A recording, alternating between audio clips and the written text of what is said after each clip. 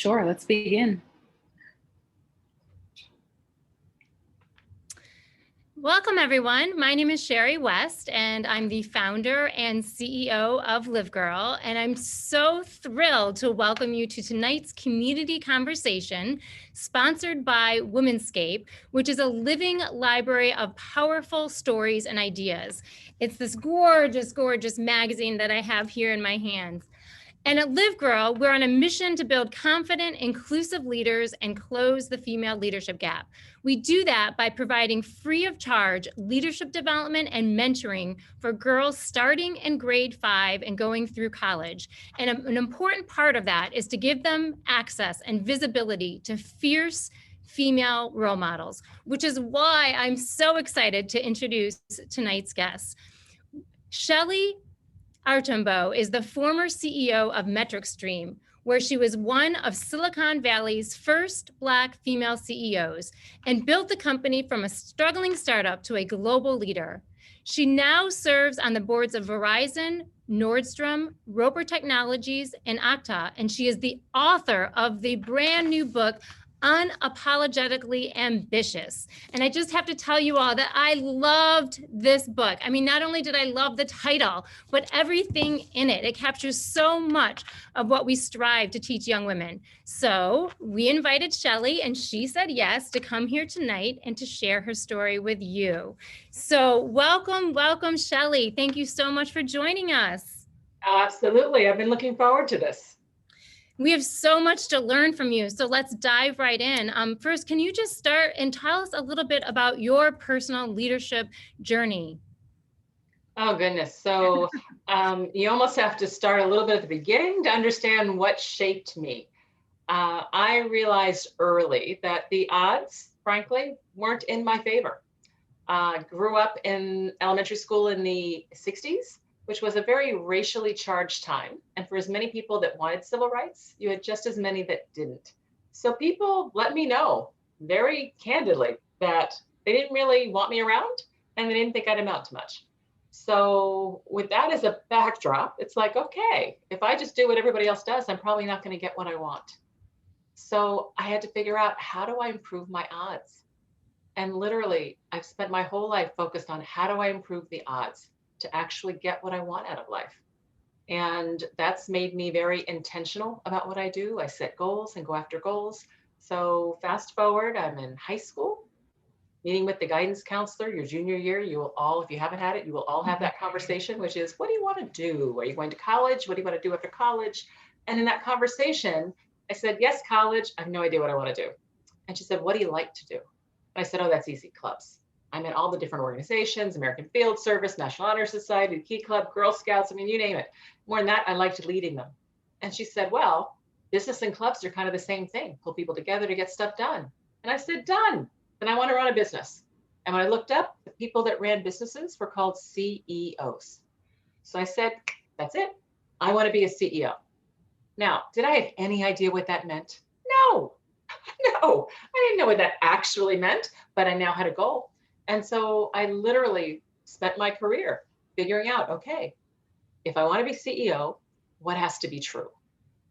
And then that's doing the research, right? So what made people CEOs? What were their backgrounds? Where did they go to school? What jobs did they have, right? All those kinds of things. And then I said, all right, now I understand what you have to do. How do I make it true? Which is my plan. And I put plans in place to try to basically make all those things come true. And the good news is it worked. So I started my career at IBM. Started out in sales because that's where every CEO in IBM started. So I figured that had to be the path to power. That's how you find the current. And I rose through the ranks for 14 years, actually did very well. I got to the point where I was running multi-billion-dollar divisions. My boss worked for the CEO, and there was no one higher than me in the company that looked like me. So I had done really well, but it wasn't clear I was going to actually become CEO. And that was the goal. So I made the tough decision to leave. Worked my way to Silicon Valley, where after being the chief marketing officer and EVP of sales of 2 public companies, I finally got the opportunity to become CEO of a very broken company, but fixed it, turned it around, and turned it into a market leader over the course of being CEO for 15 years, passed the baton, and now I serve on boards, as you heard from Shellye. I advise companies, and I took the time to write the book. You make it sound so easy, but there's so much there. I mean, I love the intention and the preparedness and everything you talked about, being so purposeful about improving your odds and taking risks, leaving IBM when and had achieved great success at IBM, but you took the risk to leave and just try something new. So there's so much to learn, and that is quite a personal leadership journey, one that we can all learn from. So tell us more about like what it was like being a CEO in Silicon Valley at that time, and kind of what was the most important leadership lesson you learned from that experience. Huh.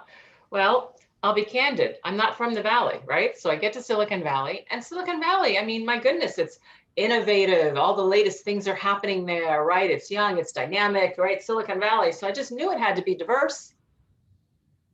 Not. We talk about it not being diverse now. 20 years ago, it was significantly worse.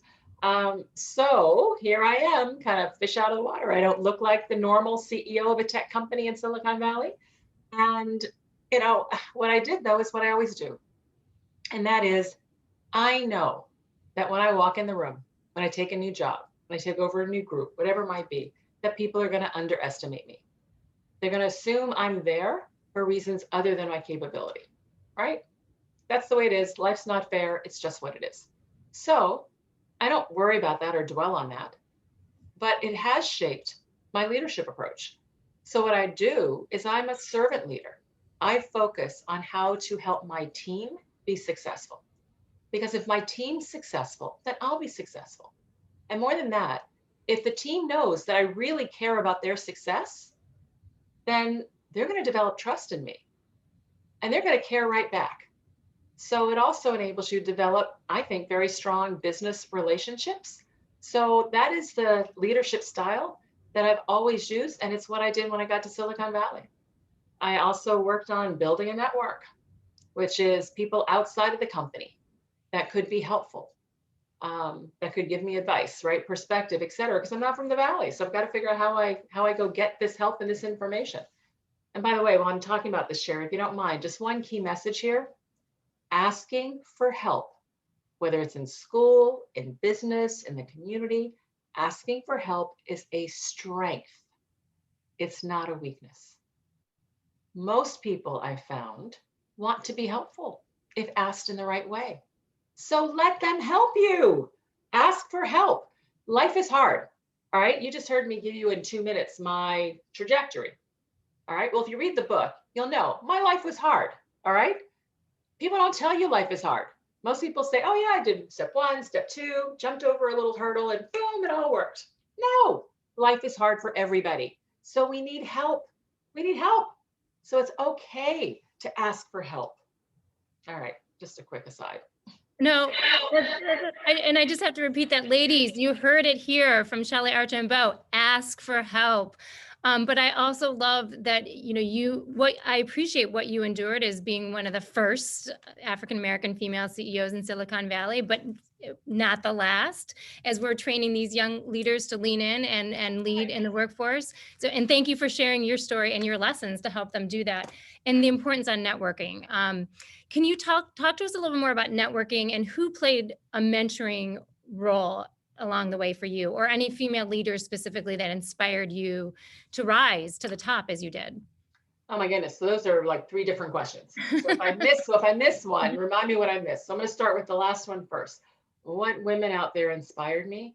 There were a lot of women as I was coming up that were first to do things. Madeleine Albright, right? First, Secretary of State. Mae Jemison, who was first Black American female to go into space. I had to think about space. Ellen Ochoa, I don't know her name, but she was the first Latina to go into space. I wanted to be a pilot secretly when I was young. So I think that's why the whole space thing. Maybe you can do that next. There you go. But, it was people who basically did what they wanted to do, right? And it didn't matter that they were first. Janet Reno, who was the first U.S. Attorney General, right? So I enjoyed that. I really admired Anne Mulcahy, who was the CEO of Xerox. And one of the reasons I really admired her, I had the chance to meet her, but was how she actually passed the baton to another female, Ursula Burns, CEO. As far as I know, she's the only female CEO that actually built a succession plan that passed the baton to another female CEO. That's hard because you have a whole board, you've got a whole group to convince. I mean, that's not an easy thing to do. So totally impressed with that. And then Ursula, who ran the company for a number of years. So those kinds of people are people that I found inspiring. With regards to the whole mentoring piece and who, were my mentors, I will tell you, I had an experience early on in my career that really shaped how I approached mentoring. So let me tell you the story. I was at IBM. I was about 6 years into my career, and IBM decided that they wanted their people they felt were high potential to have mentors, but they were doing it a little differently. They actually asked us who we would like our mentors to be. So I said, okay. I thought about it and picked a gentleman by the name of Roland Harris. He was a couple levels above me. I knew him. I thought he liked me. So I said, great, Roland will be good. Well, several days later, Roland calls. Shellye. Hey, Roland. Shellye, you put my name down to be your mentor. I'm like, well, yeah, Roland, I thought you liked me. And he's like, Shellye, you've got me. Go get somebody else. Mm. And that short conversation gave me two key messages that changed my entire approach to mentoring. One, this whole mentor-mentee thing, it doesn't have to be formal. I didn't know Roland considered himself a mentor, so I probably had other mentors that I didn't even realize. Two, I could have as many as I wanted. He told me to go get another one. So literally, I spent the rest of my career adopting mentors all over the place. So I've had a ton of mentors. Back to help, right? Get help. These people, they've been there, they've done it, right? Go learn from them. No reason for you to start at home plate when you can talk to people, get some learnings, and start on first base. So that's all part of this whole notion of ask for help, leverage the resources around you, right, to help you do what you do. And there was a first part of the question that I think I missed. I remember those second two. What was the first part, Shellye? Do you remember? Oh, well, no, we talked about networking and mentors Okay. and yes, so I think it All was the right. So I networking. hit it. But you network to find multiple mentors, which is so brilliant and yet another leadership lesson learned because you can learn different things from different people. So that's brilliant. And to really, we have an exercise that we work on with our young women where they establish a board of me where they are the chair of the board and then they fill in the seats around the table. And, sometimes they've got the table maybe half identified and that's something that they need to work on filling in over time. But I absolutely could not agree more that, you got to go out and find multiple mentors and follow up with them and make sure you're fostering that mentoring relationship. You mentioned something really important about the women who inspired you. They were always women, you said, who went and did what they wanted to do. And I think it sounds like you followed in their footsteps by writing this book. Can you talk about the inspiration for writing Unapologetically Ambitious? And is that just you wanted to do that and you went and did it? Talk about that process. Sure. Well, it's interesting, Shellye, because I am very goal driven. I set goals and then I go after goals. But frankly, being an author wasn't an early goal of mine. I wrote the book because I've tried throughout my career to be accessible. When people reach out, I respond. I really try hard to respond. LinkedIn, Instagram, email, phone calls. It takes a ton of time. But I've done it because I want people to know that, hey, I'm a real person. You can touch me, right? I'm down to earth. I'm here. You can be me, right? But what was happening is I got more and more responsibility. I could still respond, but I couldn't meet with everyone that wanted to pick my brain, hear the story, learn the strategies, right? And it really, really bothered me that I couldn't. So I said, you know what? I'm going to write it down. I'm going to write it down. When I get to phase 2, I'm going to take the time to write it down so that I can share at scale so that more people can achieve their aspirations. Because honestly, it really irritates me that so many, especially women and people of color, don't get the opportunity to contribute to even 50 or 60% of their capability, right? That's ridiculous. So I want more people to know and understand, how do you take control of your career? How do you improve your odds of actually getting those opportunities so that you can truly be able to really realize your full potential? That's why I wrote the book. It's amazing. And I loved the book, as I said, and I think it should be required reading for our She Works career readiness program. And as I said to you offline before we joined, I think that, Vice President Kamala Harris said that her mother told her, when you're the first, make sure you're not the last. And I think that's what you're doing with this book by imparting that knowledge. The leadership lessons learned are so rich and deep and so necessary for any young woman who's trying to climb up that career ladder. So thank you for encapsulating this tome. I want to talk a little bit more about leadership because your experience is so broad and deep, and you serve on a number of boards. And we're going through, obviously, a very difficult time in the world right now with the pandemic. And I'd just love to hear from you from a leadership standpoint, what you've observed from the companies that you're serving on the board. Like, what has been key to navigating and thriving through this pandemic cycle? Yeah, a few things. So companies that have fared as well as they can are the companies that have focused on first health and safety of their employees, Hmm. right? Then their customers, then their business in terms of overall financials, et cetera. And honestly, with that set of priorities, they've done it right. Now the key word here is focus. Notice I said focus, focus, focus. When you're going through any kind of challenging situation, and by the way, this is true not just for businesses, but it's true for us as individuals too.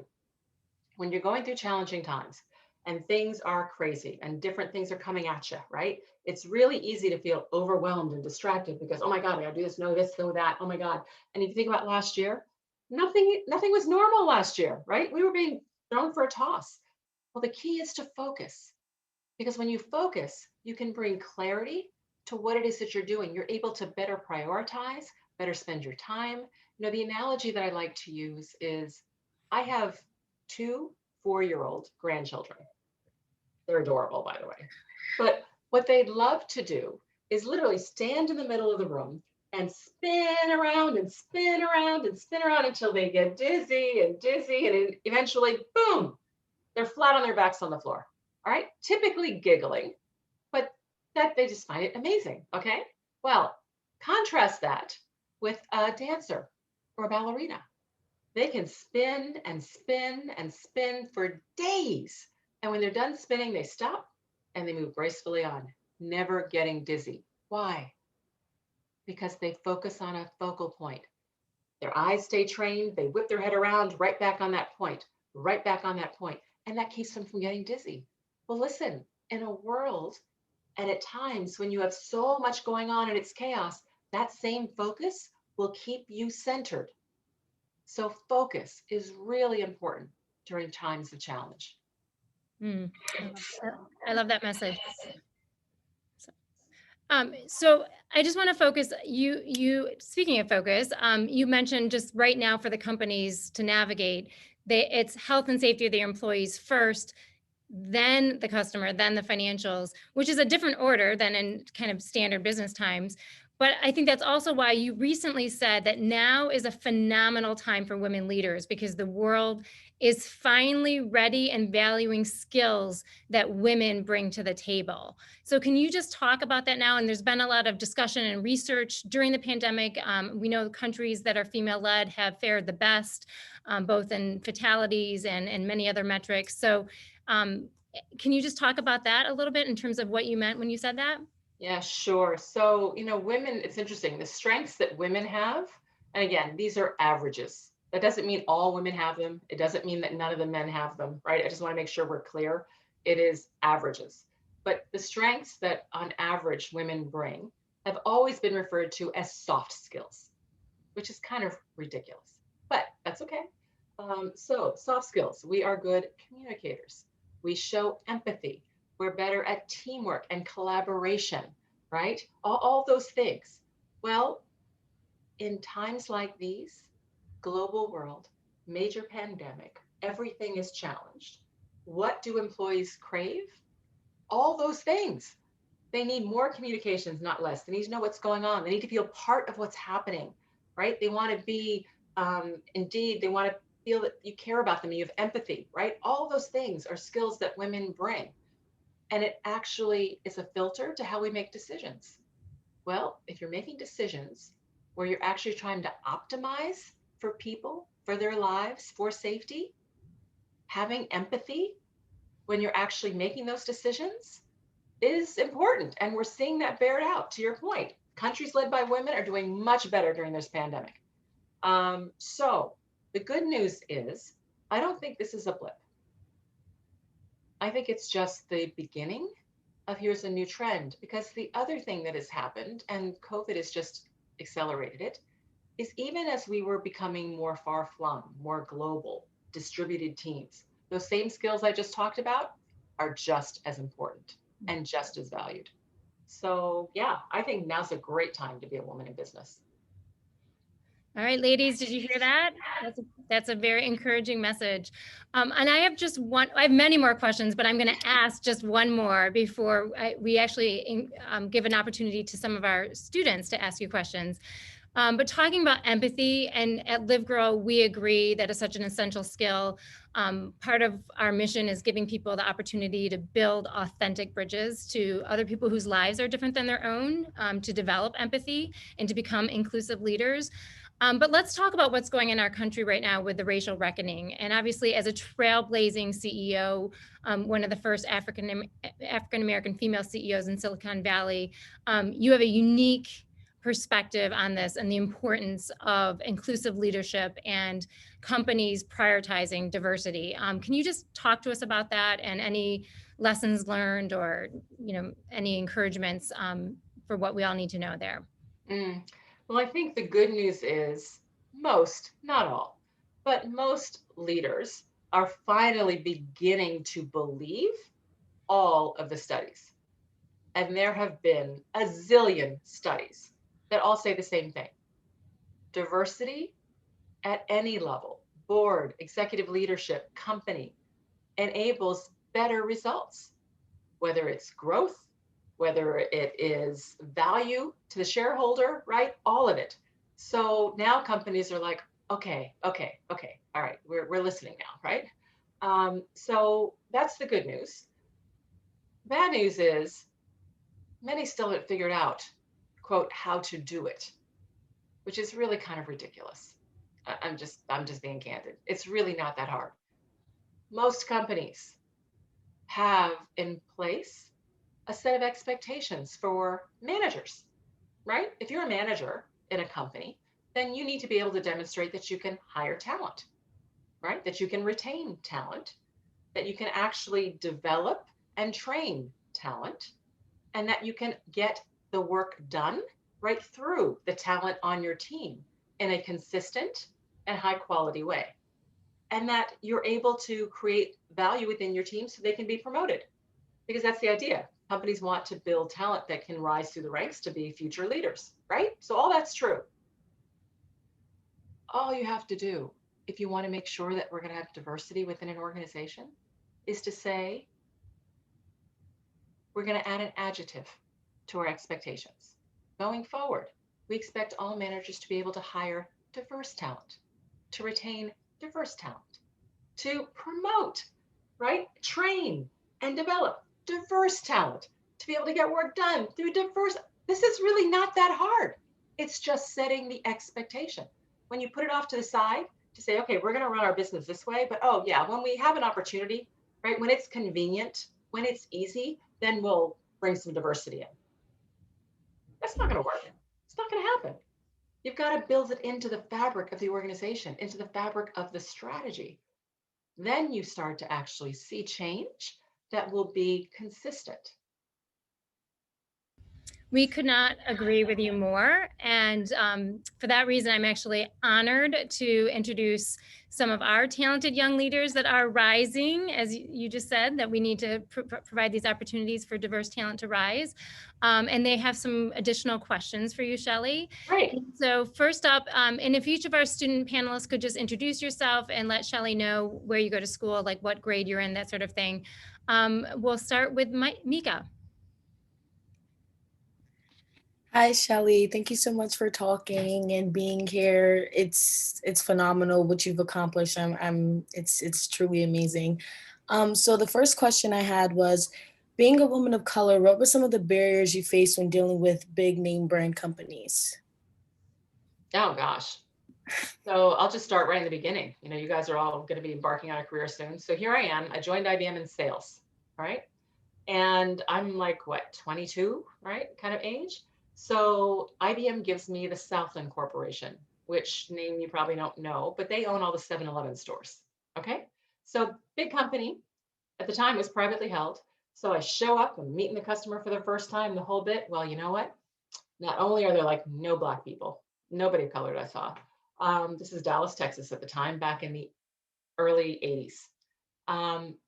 But I find one woman in all of the IT department who's a manager. One. The guys are all wearing suits and cowboy boots, and they're calling me sweet pea and honey and cutie pie. And I'm like, oh my God, does IBM want me to fail? I'm like, what in the world have I walked into? So I had to figure out, how am I going to be taken seriously? Because if they're calling me honey and sweet pea and whatever, they're not going to spend millions of dollars with me on computer systems or solutions, right? I mean, oh my God.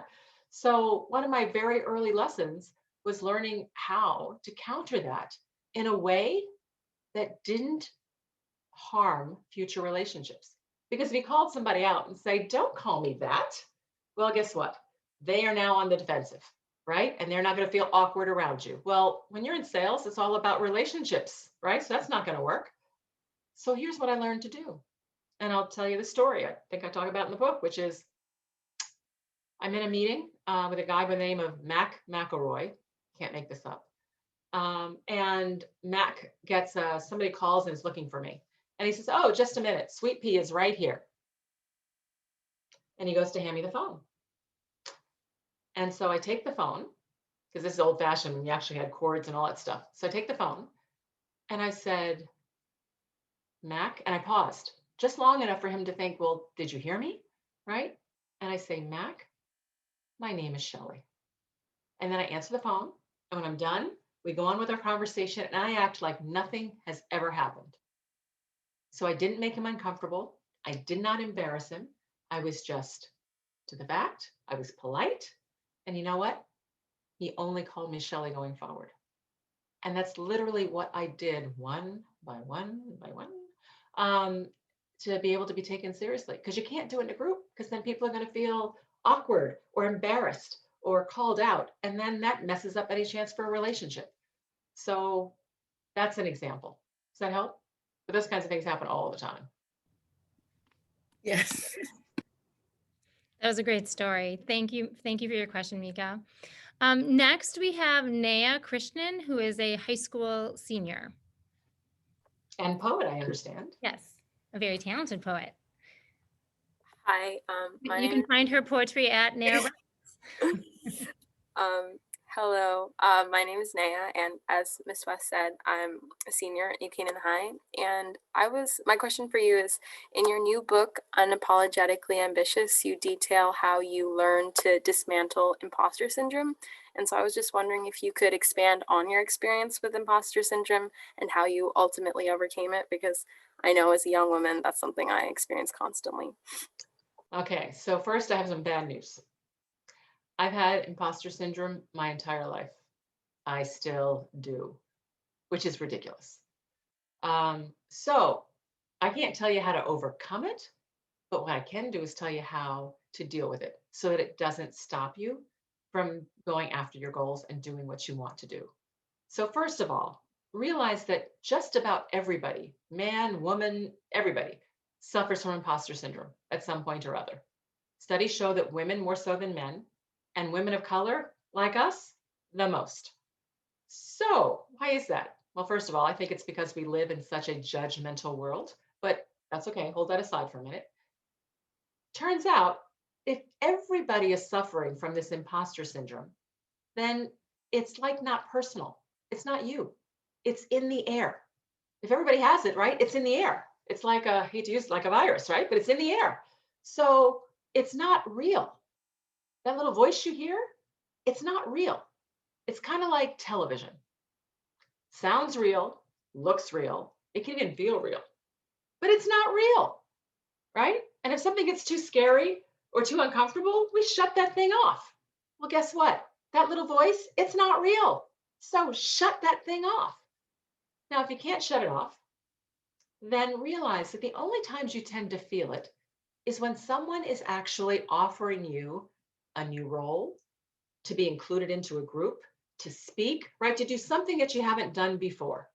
Well, if they're offering it to you, then they obviously believe that you can do it. So if you can't believe in yourself, believe them. All right. And if that doesn't work, then you fake it. Fake it. You act like you know what you're doing, because eventually you will. You always figure it out. Think back. Every time you face something, you've always figured it out. So you will. And therefore, even me, like I talk about imposter syndrome, suffering all this time, Verizon. I walk into my first Verizon meeting. And here I am. I've been a CEO for almost a decade. I've been serving on public boards for like 8 years.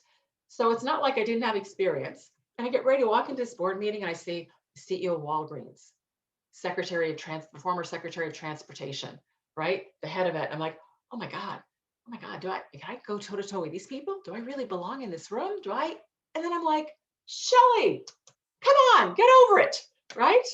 And then I put my shoulders back, I take a deep breath, and I walk in like I'm a Verizon board director, because eventually I'm going to figure out how to do it. So now, if that's challenging too, that's when you go find your cheerleaders.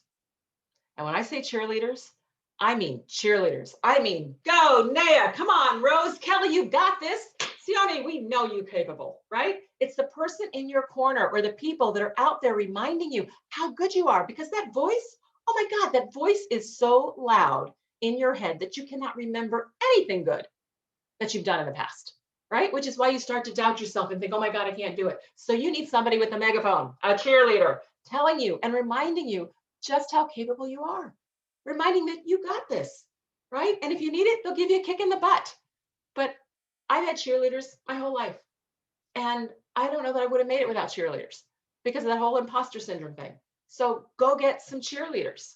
And if you don't have one, you go and find somebody and you tell them, okay, you're now appointed. Kelly, Shellye told me I need a cheerleader, so it's now you. And what that means is whenever I call you and act like, oh, I don't think I can do it, or no, I'm not going to take that job, or blah, blah, blah, you wake me up and remind me that I am perfectly capable and deserve it just like anybody else. I love your energy so much. Oh my gosh. I think LiveGirl is all of our cheerleaders. So I think we all have that system in place, which is pretty Perfect. awesome. Perfect.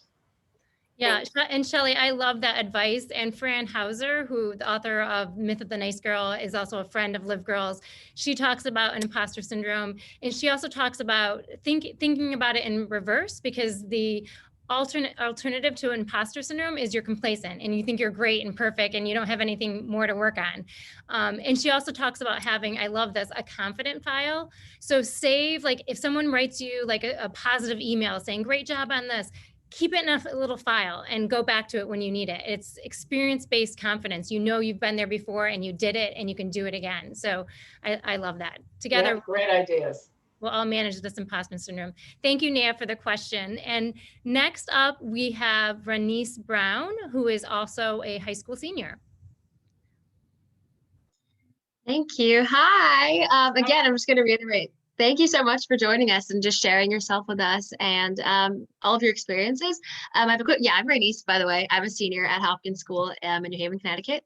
And I've been with LiveGirl for, I don't know if I'm supposed to say this, but I'm like a LiveGirl senior fellow. I've been here since 2015, just kind of here always. So the question that I have for you is, what's one lie you were told as a young girl that kind of held you back from being your best self, and how did you overcome that?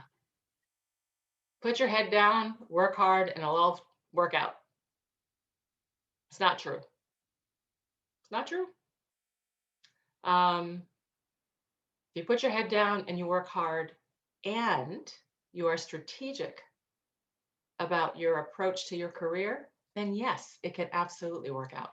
But if all you do is put your head down and work hard, odds are not in your favor that things are going to happen for you. So that's the lie. Love that. Great answer. Straight and to the point, right, Renise? And actually, Ray, seeing your smile confirms what Naya just said, that all of LiveGirl are cheerleaders. So thanks for always bringing your smile and your positive energy. Got you guys, always. Okay, and so next up we have Ale Lewis, who is a high school sophomore. Hi, I'm Ale and I go to St. Luke's. I was wondering, what advice would you give women interested in becoming like CEOs? Oh gosh, first read my book. It'll give you the roadmap. But in general, be intentional about what you do. Make sure you work your way to careers that have P&L, profit and loss, responsibility, and try to get that as early as you can. And stay in that lane. And when I say stay, I can't tell you how many times I was offered jobs in HR. All right. That's fine if you want to indeed run HR. I want to run a business. And if I were to leave running line jobs for a staff job like that, it would have taken me totally off track. And unfortunately, as women and women of color, we're going to ask to do those kinds of things all the time because that's comfortable for people. It's comfortable. They see us as being in the supporting role. So therefore, yeah, you can be an executive, but do it in a supporting role, right? Head HR, do administration, right? I mean, all these other things, illegals even okay, right? I mean, there's another area, there's all these areas that women tend to be pushed into. And all I'm saying is hold your ground. If you want to run a business, stay in business path. Thank you. Ale, that was a timely question because last night we hosted an Instagram live on personal finance. So you can check that out. It's still on our IGTV with Phoebe Kurth and Snay. And they talk about the importance of young women learning the P&L and personal finance and other data like that. So great question. Thank you. So we have two more questions here. Next up is Olivia West, who is a high school senior. Hi, and I mean, I know we're sounding like broken records here, but you are truly incredible, and thank you so much for taking the time to speak with us. Like, I'm so humbled by you. You're incredible. Also, I'm a senior at New Canaan High School. Okay. So my question is clearly you've accomplished so much. And so what's next for you? Like, is there anything left to challenge you, or like, what do you what's your next step? So I am right now in what I refer to as my phase 2. And I call it phase 2 because who knows, there could be a phase 3. Phase 1 was always on, right, running towards the CEO role. Phase 2 is about board work, corporate governance, advising companies, and inspiring and impacting this next generation coming through so they can achieve what they want to achieve. So if you look at everything I'm doing, it's falling into one of those 3 buckets. What's next? Frankly, I am trying to build and create I'll call it a platform for lack of a better term, that will provide career advice, quote unquote, mentoring, but don't think of it as one-on-one, think of it as kind of one-on-many, whatever, but more at scale, to be able to share a lot of lessons, not just for me, but from other people that have been successful out to a broader set of people. But I'm specifically focused on women and people of color. Anybody can come, but women and people of color are kind of my target. Because what's happened is I wrote the book with the idea of, okay, this is how I'm going to be sharing at scale. So let me share. And what I found is I'm getting even more incoming than I did before. And I'm like, no, I wrote the book to kind of put it out there. So I'm now trying to figure out, okay, so now what else can I do? So anyway, so what am I working on? That's what I'm working on. So stay tuned. I'm hoping to put a beta out in the next few months and then see what happens. But anyway, that's what's next for me. I want to figure out how to continue to help more people achieve their aspirations and provide lessons learned so people don't have to make the same mistakes.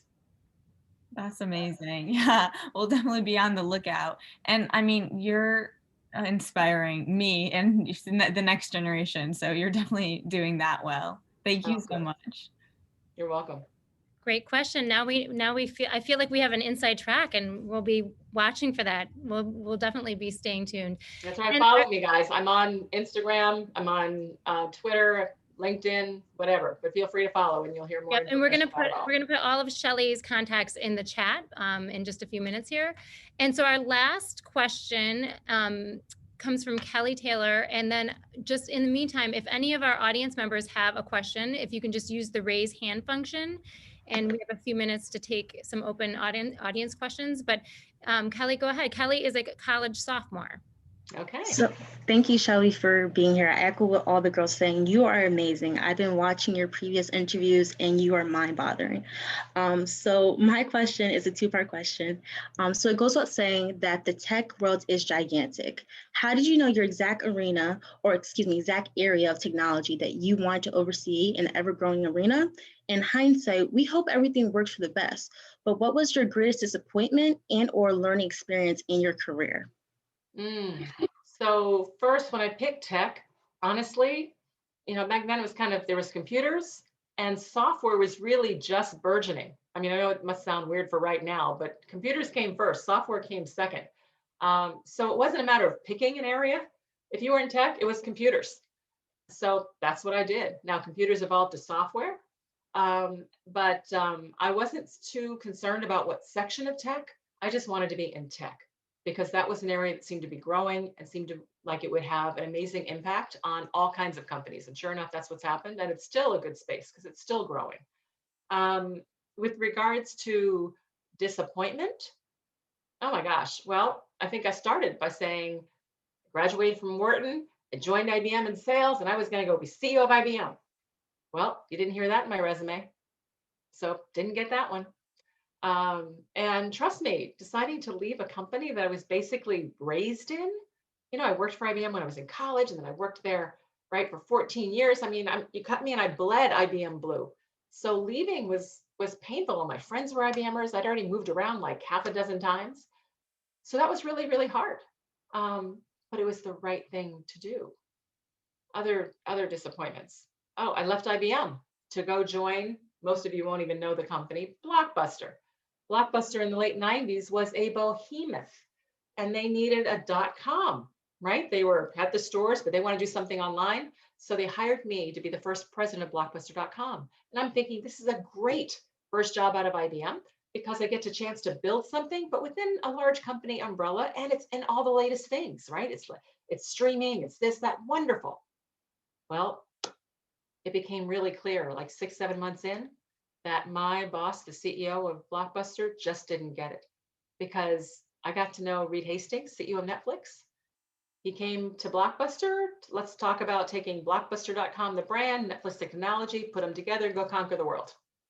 And my boss said, yeah, if that ever turns into anything, we'll just buy it. And I'm like, oh my God, I've made a horrible mistake. This is not the company for the future. And then I had to work my way to Silicon Valley. So there have been a number of things. Here's the deal with a plan. You keep the goal. The plan is a guide, but stuff happens. So the plan doesn't always go according to what you expect. That's okay. Modify the plan. I have a whole section of the book called Swerve, because if you're lucky, your plan happens maybe 50-60% of what you hoped or what you thought would happen. The rest of it, you've got to swerve. You got to change the plan. You got to make adjustments. That's okay. It's in all of that that you are learning, you are growing, right? And you're experiencing things. So don't worry about making like the perfect next decision or the perfect next step, right? People spend too much time trying to think of, oh my God, I don't know exactly what I want to do. I don't know what the perfect job is. And therefore they freeze. They freeze because, oh my God, I don't know what to do because I don't know what the perfect thing is. Don't worry about the perfect thing. You have so many years to work. That's the bad news. You have so many years to work because you're going to live to like 100, 125. So just try something. If you don't know what you want to do, then go do something that's in demand. Build skills that people want. Because then if you decide, I don't want to do this, you have something that's valuable that you can take to a different industry, to a different company, right, et cetera. Thank you. That was an awesome question, Kelly, and great advice. Let's just pause here. I don't see any hands raised. We have one question that I received. Okay, go ahead and read that off, Chelsea. Sure. Can you please ask Shellye, how did you know it was the right time to leave IBM? Because there were several things that happened, and a few things over time, but that just made me realize that if I was really someone that was a candidate to compete for the CEO slot, those things wouldn't have happened. So that's why. And once I realized it, here's the hard part. I could have stayed. I mean, I was so comfortable at IBM. I mean, I knew everybody, right? I knew everyone. I had a good reputation. I was doing well. So the easiest thing to do would have been to stay, and I would have had a fine career. I probably wouldn't have been CEO, but I would have been a senior executive, right? All that wasn't the goal. It wasn't the goal, and I wasn't willing to settle. I'd worked too hard and focused too much. I'm like, no, I want a shot at actually being a CEO. And so that's why I left. And it's interesting. It's important to understand your worth. So let me just take a minute. Two things. There were several, but two things were big. One, I never felt IBM was paying me what I was worth. And even though I raised it and raised it and raised it, I still didn't think I was getting paid what I was actually worth, because I was getting promoted quickly. So I was always pretty young, if you will, for the roles that I got. So I kept getting raises, and raises from a percentage standpoint looked great. I'd get 8%, 12%. I mean, you get percentage. Problem is, it's as a percent on a small base. So people in the same job who had taken them longer to get to that point were making so much more money than me, which is ridiculous. I'm being rated, I'm in the top 10%, and I'm making less than people who are in the bottom 25%. Why does that make any sense? So anyways, that's one. And two, the CEO actually came out to Japan and had one-on-ones with several of my peers, but not me. I had the better numbers. I had the highest year-on-year growth of any of the divisions in Asia. And he wasn't meeting with me. So, okay, again, all these little things, right? To say maybe it's not going to happen. Fast forward, when I left IBM and went to Blockbuster, that whole salary thing I talked about, I doubled my cash compensation, which means I was not being paid what I was worth. Always make sure you know that you're being paid what you're worth. I never let that happen again. So Shellye, I think we have time for just one more question, because we have an exciting book raffle to get to. Okay. So this last question we'll take from Selena Yu.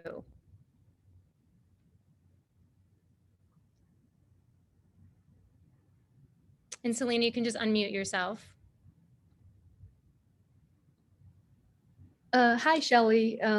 I'm Selena, and I read your book. And again, thank you so much for writing this amazing book.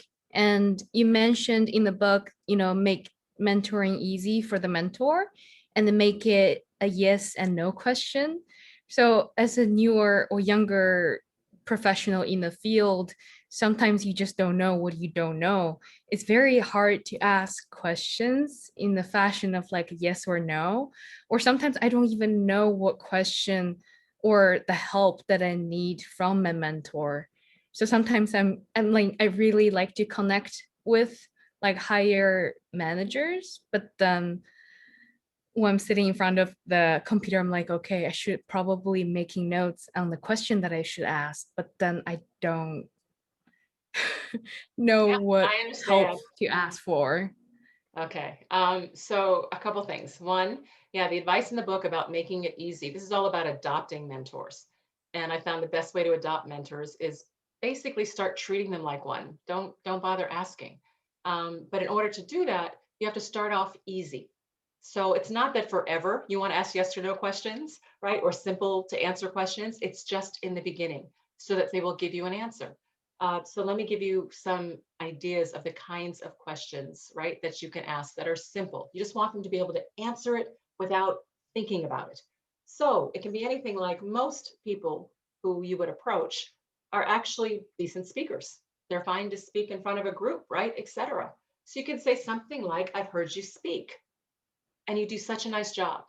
Do you have one or two tips for me on how to be a better presenter, right? Now, That's usually an easy question because they've done it forever. They'll tell you, look the audience in the eye, add some humor. I mean, it's quick, all right? So they'll give you a quick answer. It can also be a question around, let's see, I'm, you know, I have just a quick question. I'm working on the most effective way to communicate, whatever, it might be your project, whatever it is, you know, kind of with a group. Do you prefer email updates or do you actually like to get phone calls, right? Or do you prefer, you know, just pick something. It really is a matter of just thinking through, even if it's not information that you absolutely need, what you want to do is think through what's something that I can ask that they can answer easily. You don't want to say, can you tell me what I should do with my career? All right, no, that's like investment, right? They're not ready to invest in you. But that way, by asking something quick and easy, they'll respond. And the beauty about them responding is you then get to close the loop back. And that's how you start to build a relationship. Does that help? Yeah, it's helpful. I mean, I think the most important part is you have to close that loop to Yes, provide that feedback. is right. That is the most important part, is to close the loop. Because honestly, they probably won't even remember they gave you that advice because it was so quick. And then when you respond, just say, oh, thank you so much. The last presentation I did went so well because of your advice. They're going to be like, Selena, oh, the woman by the elevator, right? You know, and then they're going to think, huh, okay.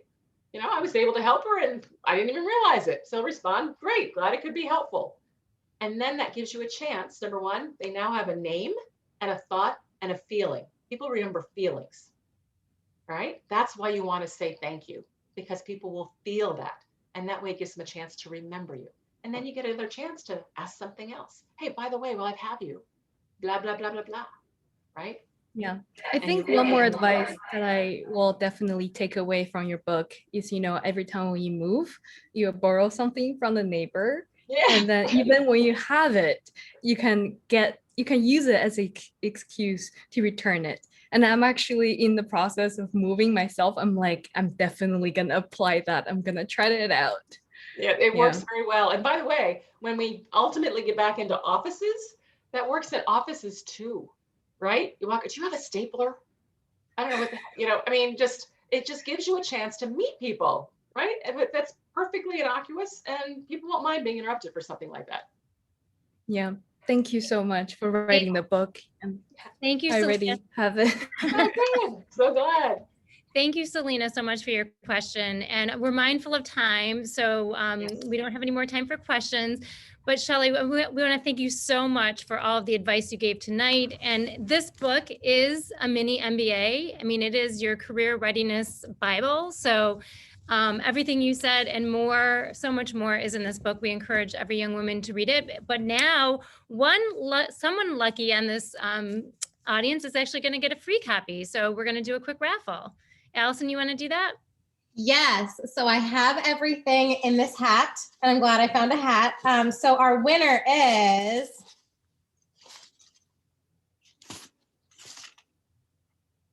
Ella Cognetti. Congratulations, Ella. I will be able to get your information from you. So wonderful. I know my handwriting's terrible, but it's you. Thank you so much. Yay! I know you'll enjoy it. And we actually also, from the bottom of our hearts, want to thank Womenscape for sponsoring tonight's events. We just love what they are creating. Their website, which is at womenscape.com, is so beautifully done. All of their MOOCs, which is a combination between a magazine and a book, they're just beautiful and inspiring. And I think in our world right now, which is sometimes dark, we need this type of beauty and inspiration in our lives. So thank you, Womenscape. And we'll be sending you some copies of Shellye's book as well. So with that, I think we're gonna end the event. And Shellye, I don't know, we're running a little bit late, but if you still have maybe 2 or 3 minutes, we could invite our leadership council and our college interns to stay on for just 2 minutes with you, if that's okay.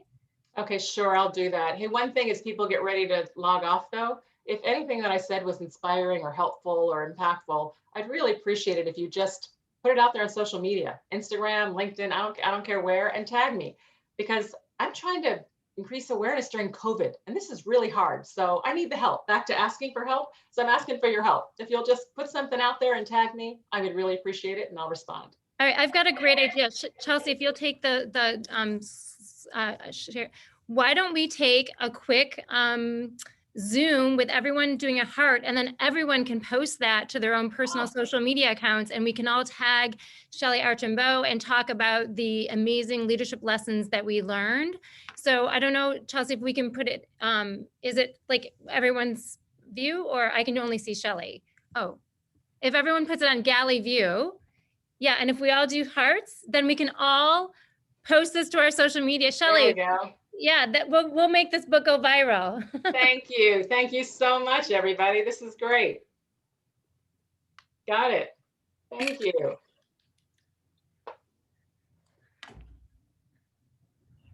That's awesome. I can take a screenshot if Shellye is able to do the same thing too. Okay. Yep. Okay.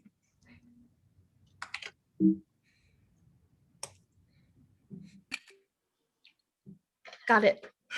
Okay. Okay, so thank you so much for joining, and we now invite our leadership council and our college interns to stay on just for 2 minutes because we are running over our time with Shellye. And our alumni. Okay. Yeah, so Shellye, we put a special invite out to these folks. They've been working really hard on their leadership skills. They're getting ready to lean in and lead in the workforce, and they've done so much as part of the LiveGirl community. So we just wanted to provide this opportunity for them to kind of all be on one screen with you. Does anyone have one more question to ask Shellye? I do, if that's all right. Yeah, go ahead. So I was just wondering, did you ever feel as though others tried to undermine your legitimacy or worth to the company for deciding to have a family while also continuing to climb the ladder of authority in the workplace? And if so, how did you cope with this? Sure. There were definitely people that felt that the choices I was making, right, were not necessarily the choices that you should make. But honestly, I never felt that in itself was an issue for the company. So even though people might feel that way, it wasn't like it was going to impact how the company viewed me. So they can feel how they're going to feel, right? I can't change how they're going to feel. What I can do, though, is decide how I'm going to respond to that. You know, growing up, my mom was really strong on, don't let them win. And her whole thing about don't let them win was, you can't control what people say to you. And unfortunately, you can't control what they do to you. But you can control how you respond. So don't let them win. And they win when they affect how you feel. So if they hurt your feelings or make you feel less than, then they've won. So don't let them do that. Now, easier said than done. But what I've learned to do is reframe it. Right? Reframe it. So let me give you examples. I mean, it still happens. Oh, Shellye, you're on the board of Verizon? Oh, it's great. They're focused on diversity. What do you think they mean by that? All right. So I can take that 2 ways. I can take that as, oh my God, they don't think I'm qualified, right? They're telling me blah, blah, blah, blah, blah. Yeah, I could take it that way. The other way I could take it, which is the way I do, is I think to myself, you poor person. Are you so insecure about yourself that the only way you feel good about yourself is to try to make me feel badly for something that you haven't achieved? The reason it's important to reframe is because if we accept and carry all of the crap that people want to put on us, especially as women, and especially as women of color, it's too darn heavy. It's just, we can't carry it all. So don't let them put it on you. It only lands if you accept it. It only lands if you accept it. Otherwise, it just falls off like Teflon. I love that. They don't know you. They don't know you. They're saying this, they don't know you. You know you. Thank you. Welcome. So Shellye, I'm mindful of your time, and it's 8:04. So I think that I know. Can I ask one I'll last take question? one more from Kelly. I'll take one more from Okay, Kelly. one more from Kelly. Thank you. So my motto in life is to expand my territory and to make sure that I leave no gifts unspent on the table when I leave this earth. So I'm curious to know, how and when did you learn the power of the word no, and when did you get comfortable using no to continue on to your path? Oh my gosh, I'm still struggling with that. When I first learned it, though, was through a really tough experience. I was in my late 20s, and from the outside in, I was doing great. I was married. I already had 2 kids. I'd been promoted a couple times. I just got on my first nonprofit board of directors. I mean, outside in, whoa, Shelley's got it going, right? On the inside, I'm dying. I'm like, oh my God, I'm having a hard time getting out of bed. I'm just so tired. And I'm thinking, if this is the way it's going to be, I don't know if I want this. So thankfully, I went to see a psychologist because I'm like, something is wrong. Something is wrong. There's no reason why I should be feeling like this.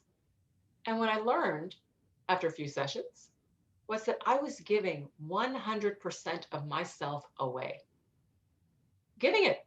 My kids, my husband, my neighbors, community, my job, everybody needed something. Yes, right? I just gave it. I wasn't doing anything to fill the tank, nothing to support me. So I learned how important self-care is. And that's when I learned how to start saying no. And frankly, it's still a struggle though. Still a struggle because I'm a helper by nature. I want to be helpful. So therefore, my first instinct is to say yes. But one of the things I learned to do was to ask myself, am I the best person to do this? Not can I do it, but am I the best person? And if I'm not the best person, then it's easier for me to say no. To say, you know what, I'm not the best person for this. But I always try to be helpful. So I usually try to point them in some direction. I'm not the best person, but Pilar is, right? Pilar's done something like this before. Go talk to Pilar, right? So I try to be helpful in terms of pointing in a direction. Awesome. Thank you so much, Shellye. We are so grateful for all of your time and advice. And ladies, we put the screenshot in the chat. So everyone download that right now and post it to your social media and tag Shellye Archambeau, and let's help spread the word about this incredible book, Unapologetically Ambitious. And thank you so much, Shellye. And thank you, Womenscape. Rose and Pilar both are here right now. So thank you all. Can I say one last thing before we sign off, Sherry? Yes. I just want to say that, Shellye, you are an inspiration for sure. And one of the things that I found that I'd love to just leave everyone with is half of life is just showing up. So just show up and go for it. Don't be afraid. The leaders in our world take the step even because they're afraid. They do it because they are driven. So I loved Kelly's questions about saying no. How do you do this? Go for it. You'll figure it out on the fly. Your career is a series of stepping stones. It's not just a job. And Shellye, you did a beautiful job articulating how sometimes when things slide down, there's an upside that's coming on the other end there. So hats off to you. I'm so taken with your story, and also with the young women that are here today and asking bold, wonderful, big questions and going for it. An amazing job, Sherry, and your team. Yeah, congrats. Thank you, Rose. Thank you. All right.